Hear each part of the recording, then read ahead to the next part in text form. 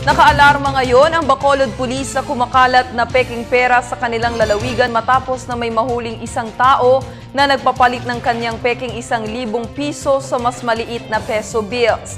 Nahuli ng mga otoridad ang suspect na si Rolando Anieve matapos na lumapit sa isang karinderya para papalitan ng smaller bills ang kanyang dalang 1,000. Ngunit nang malaman ng mga tindera rito na ang kanyang ibinigay ay perang peke o peking pera, nagtawag na sila ng pulis para ipaaresto ang suspect. Nahuli ang suspect na may hawak na 500 piso at 2 1,000 bills na puro peke. Naniniwala mga umiikot ang mga sindikatong ito sa Bacolod, kaya't patuloy na pinag-iingat ng pulisya at ng Central Bank ang mga maliliit na business establishments, may mga pwesto sa palengke na mag-ingat sa pagtanggap ng 500 at 1,000 dahil baka mabiktima ng kumakalat na peking pera.